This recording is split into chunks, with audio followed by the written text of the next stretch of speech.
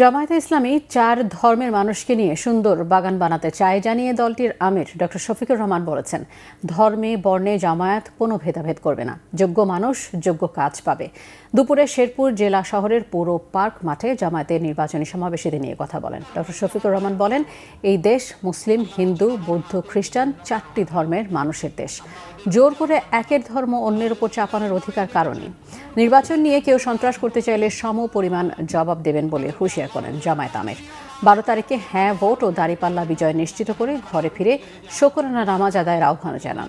এর আগে ডক্টর শফিকুর রহমান শেরপুরের ঝিনাইগাতিতে ইশতেহার পাঠ অনুষ্ঠানে চেয়ারে বসাকে ঘিরে বিএনপির সাথে সংঘর্ষে নিহত শিবর্দী উপজেলা জামায়াতের সেক্রেটারি মাওলানা রেজাউল করিমের গ্রামের বাড়ি গোপালখেলায় যান। সেখানে নিহতের কবর জিয়ারত করেন। তার বৃদ্ধ বাবা, স্ত্রী ও 2 শিশু সন্তানকে সান্ত্বনা দেন। আমি আমার মাদেরকে কিভাবে সম্মান করি, আমার মায়েরা তার সাক্ষী। বাংলাদেশের 9 কোটি মা সাক্ষী।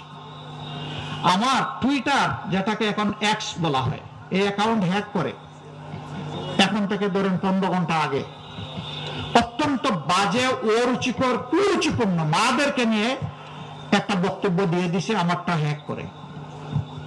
একটা দল দেখলাম যে হই হই রই রই করে মিছিল শুরু করে দিচ্ছে।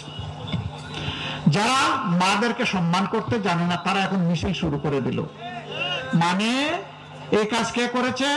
ঠাকুর ঘরে কে রে? আমি কলা খাই না। আমার বক্তব্য, আমার কর্মসূচি, আমার পরিকল্পনাকে তুমি তোমার বক্তব্য, আদর্শ, কর্মসূচি, পরিকল্পনা দিয়ে মোকাবেলা করো। এই চূড়াই পথে, নোংরা পথে কেন?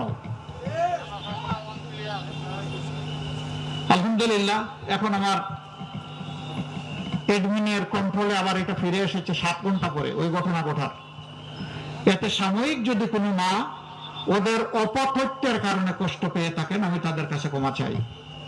আবার আপনারা ভাই সাবধান, লিখে দিয়েন না যে উনার টুইটারে উনি বাজে মন্তব্য দেওয়ার জন্য উনি আবার ক্ষমা চেয়েছেন। আপনারা কিন্তু এটা করেন মাঝে মাঝে 2-1